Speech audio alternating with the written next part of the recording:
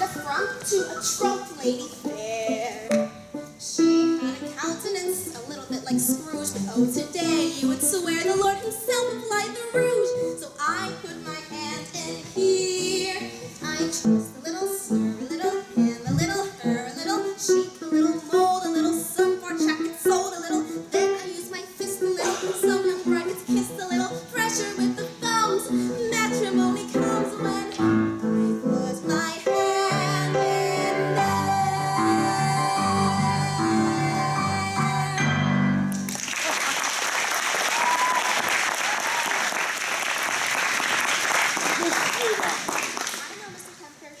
Train is ready to leave. Now, you go buy our tickets and get a window seat and order lunch, and I'll meet you on board.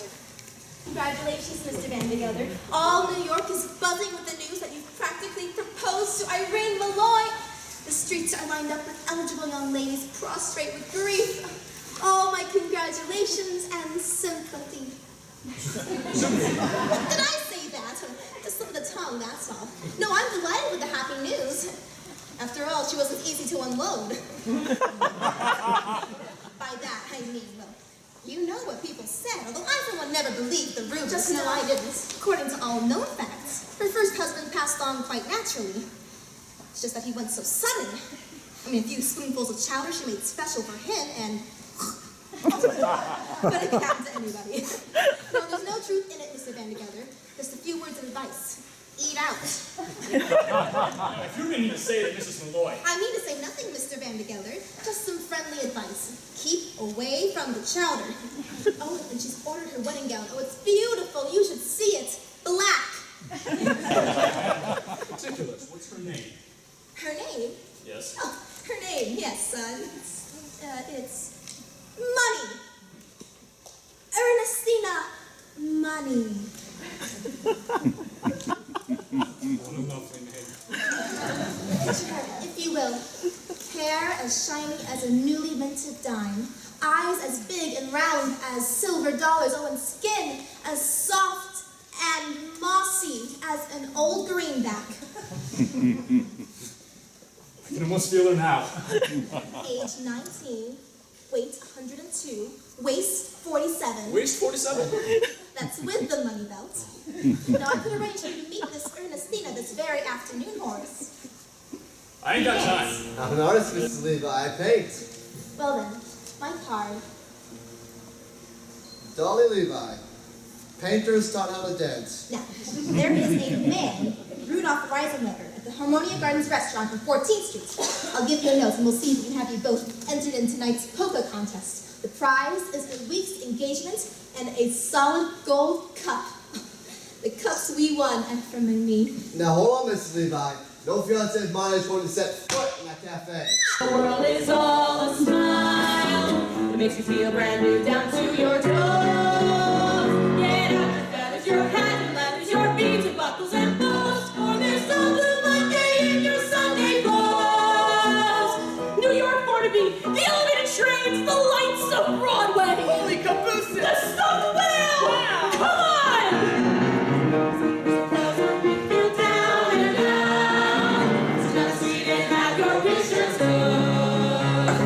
Cornelius Hackle. He's at the opera and all the fashionable homes. Why, he's even at Harmonia Gardens restaurants 3 times a week. That's impossible. He's only got $146.35, and I keep it in my own safe. Mr. Van de Gelder, you're killing me. He is one of the Hackles. They built the canal. What canal? The Erie. Both. It ain't the same man.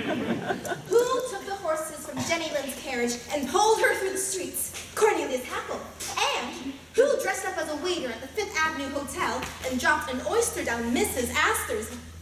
I couldn't say, but it was Cornelius. He is the playboy of New York.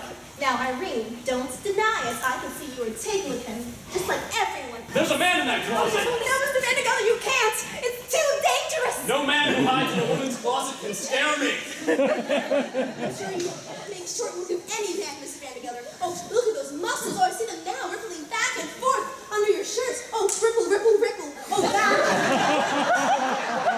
I see them all over, rippling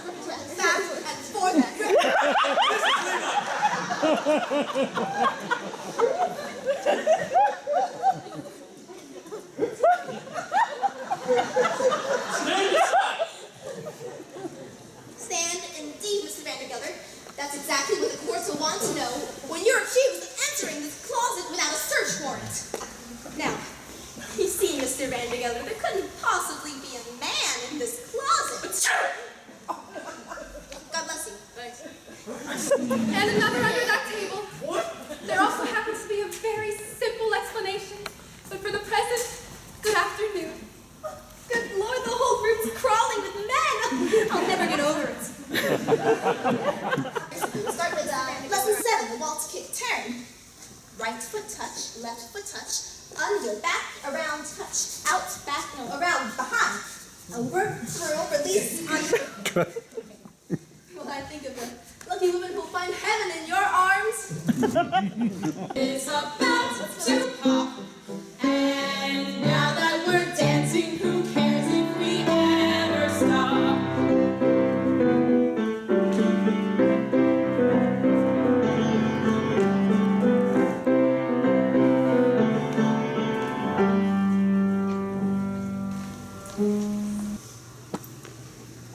Ephraim, let me go. It's been long enough, Ephraim. Every night I'd put out the cat and I'd lock the door. I'd made myself a little rum toddy before bed. And every night I'd say a prayer thanking God that I was independent and that nobody else's life was mixed up with mine. And then, one night, an oak leaf fell out of my Bible. I placed it there when you asked me to marry you. A perfectly good leaf, but without color and without life. And I suddenly realized that I was like that leaf. For years, I've not shed one tear, nor have I been filled with the wonderful hope that something or other would turn out well. And so I have decided to rejoin the human race, Ephraim. And I want you to give me away. Before the parade passes by, I'm gonna get in step while there's still time left. Before the parade passes by. Before the parade passes by, I'm gonna go and taste Saturday's high life. Before the parade passes by, I'm gonna get some life back into my life. I'm ready to move out in front, and I've had enough of just passing by life with the rest of them, with the best of them. You hold my head up high, for I got a goal again, and I gotta drive again, and I wanna feel my heart coming alive again before the parade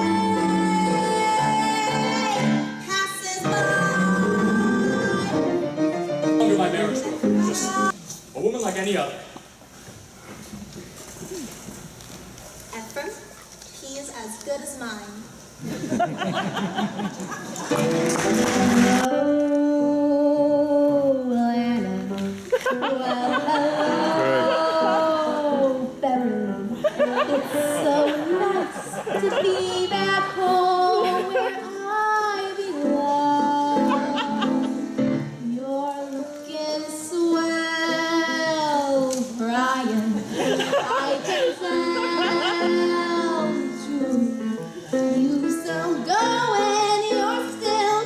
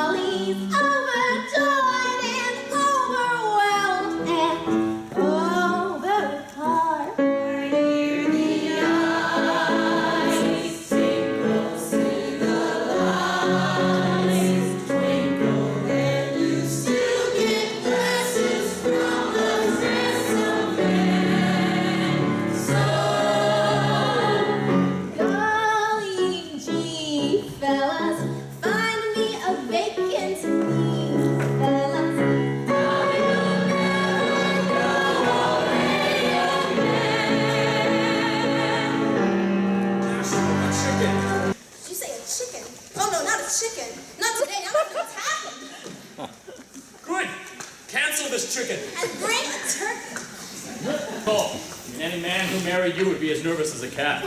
What's that you're saying? Oh, I said any man who married you would get as Horace nervous. Vanderbilt, get that idea right out of your head this minute. I'm surprised you even suggested such a thing, but understand once and for all that I have no intention of marrying you. Oh, I didn't mean that. Well, I certainly do hope not. No, Horace Vanderbilt, you go your way and I'll go mine. I'm not some Irene boy so easily turned by a couple of chocolate-covered peanuts. Unshelled. Why, the idea of you even suggesting such a thing. You misunderstood me. Well, I certainly do hope not.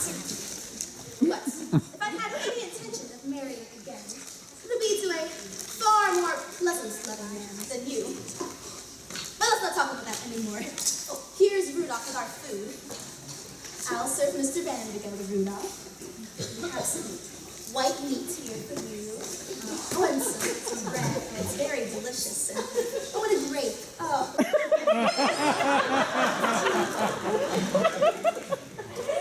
No, Horace Vanderbilt, as I said, you go your way and I'll go mine. Now, start right in on the wine. I think you'll feel better at once. But since you brought up the matter, there is one more thing I ought to say. I didn't bring the matter up at all. One more thing I ought to say before we forget all about it. Now, it's true that I am a woman who likes to know everything. A woman who likes to manage things. But I'd never like to manage anything as out of control as your household. You'll have to do that yourself, God helping you. It's not out of control. No, it's great. Have some grapes, Horace. They're good. I don't like grapes. No, that's great. No, Horace, a complaining, quarrelsome, friendless soul like you is no sort of companion for me. You salt your grapes, and I'll salt mine. Would you stop saying that? I won't say another word. Good. Except this. Horace, at your age, you should enjoy hearing the honest truth. Oh, my age. You're always talking about my age. Well, I don't know what your age is, Horace, but I do know that up in Yonkers with bad food and a bad temper, you'll double it in 6 months. Have some more grapes, they're good. I don't like grapes. I hate grapes. Now dig right in. Yes, the pity of it is, you could be a perfectly charming, witty, amiable man if you wanted to. Well, I don't want to be charming. Well, look at you just are. You can't help yourself. Now sit back down, Horace, and let's talk of something else. But before we change the subject, there is one more thing I ought to say. I don't want to hear it. You're trying to convince me to ask you to marry me, then I'm afraid you're wasting your time. Well, Horace, then I suppose you want me to ask you. Well, I'm sorry, Horace, I'm turning you down. How can you turn me down when I haven't asked you anything? It's no use arguing. I've made up your mind. I have a headache. I'm going back to my hotel. But you can't leave now. The contest is about to begin. Here's some money for dinner. You have evidence. You have witnesses. No, ladies and gentlemen, there is no need to call witnesses when I see upon this bench a brow that gleams with honor and a pair of snow-white whiskers that bristle with fair play and a nose. I ask you to look at this nose, ladies and gentlemen, for it is a nose that shines in the night like a beacon of justice. Would you turn this way a bit, Your Honor, so we can have a better look at your beacon? A living symbol of the motto of this great land, E probuscus unum. Your Honor, I ask for the verdict of guilty for the one true man who committed these crimes, Horace Vanderbilt of Yonkers, New York. Dolly! The one man responsible for these grievous crimes of willful destruction to private property. Well, Horace, there is your life. Without niece, without clerks, without wife, and without your purse. Well, I guess there's only one more thing left for me to say. It's to ask me to marry you, Dolly Levi? Never. Not in a million years, not even if you asked me 1,000,000 times. Oh, Horace, that wasn't what I was going to say at all. All I was going to say was, goodbye. Dolly? Goodbye. Listen, wait. No, Horace, it's too late. I have failed. When a woman fails, Horace, there's nothing else she can do but Wait, listen. say Dolly? goodbye. Goodbye. Goodbye, goodbye, goodbye, goodbye. Don't try and stop me, horse, please.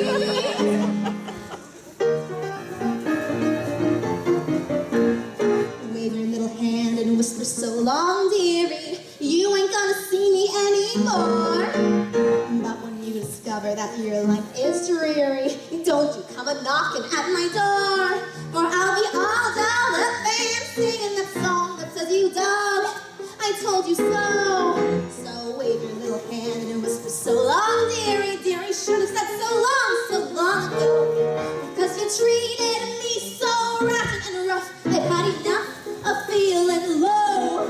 So wave your little hand and whisper so long, dearie. Dearie should have said so long ago. I can hear that choo-choo calling me on to a fancy new address. Yes, I can hear that choo-choo calling me on board the Happiness Express. I'm gonna learn to dance and drink and smoke a cigarette. I'm going as far away from Yonkers as a girl can get. So, on those cold winter nights, Horace, you can snuggle up to your cash register. It's a little lumpy, but it rains. Come a knocking, I'll be all dolled up and singing that song that says, you dog, I told you so. So, Horace, when your life is a sad old story, when you see your dolly shuffle off to glory, oh, I should have said so long. So long ago.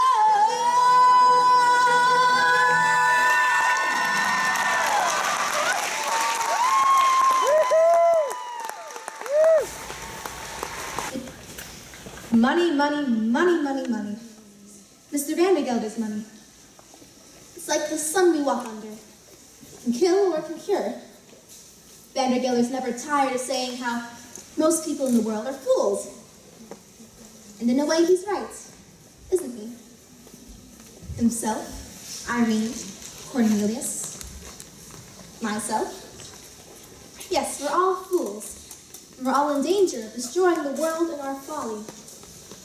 But the surest way to keep us from harm is to give us the 4 or 5 human pleasures that are our rights in this world. And that takes a little bit of money. Now, the difference between a little money and no money at all is enormous and can shatter the world. And the difference between a little money and an enormous amount of money is very slight. Yet that can shatter the world too. It's all in how you use it. My late husband, Ephraim Levi, always said that money, pardon the expression, is like manure. It doesn't mean a thing unless it's spread around, encouraging young things to grow. Anyhow, that's the opinion of the second Mrs. Vandergelder. Which reminds me, Ephraim, I'm ready for that sign. All right, start anywhere over there. As I was saying, Horace, I have found you the ideal wife. Dolly Levi. I don't need you to find me an ideal wife. If I want an ideal wife, I'll find her myself. And I found one, yeah. And it's you. It's Hard Nation. Horace. I know I was a fool with Mrs. Malloy and that other woman, but forgive me. Forgive me and marry me. Horace, stop right there. Well, you know that you're the first citizen of Yonkers, and your wife, your wife would have to be a somebody, and answer me, Horace. Am I a somebody? You are a wonderful woman. You're partial. No, Horace. It's not enough for you to load your wife up with money and jewels and expect her to be a benefactress to half the town. By the way, it's bad business letting Cornelius open up a shop right across the street from you. You better take him back as your partner. Partner? Oh, and then Barnaby can have Cornelius' old job. Oh, and we can all be together to dance at Ermengarde's wedding. Oh, well, that's it. You've taken it too far, Dolly. I'm gonna dance at no weddings. Besides, I don't know how. And it will take me weeks, months, years to learn it. Dolly Levi, husbands taught how to dance. All right, I'll dance. Oh, Horace, I never thought I'd hear you say anything like that. Well, don't stare. Get back to work. Horace Vandegelder, what is going on over there? Oh, I thought I'd have this room done over in blue wallpaper. Horace, Well, I know the old paper ain't worn out yet, but these two just opened a twin wallpapering business. Well, I thought they needed a good start. I've always thought that money, part of the expression, is like manure. It's not worth a thing unless... thank you, Ephraim. Hello, Dolly. Well, hello, Dolly. It's so nice to have you back where you belong. I never knew, Dolly, without you. Dolly, life was awfully flat, and more than that was awfully long.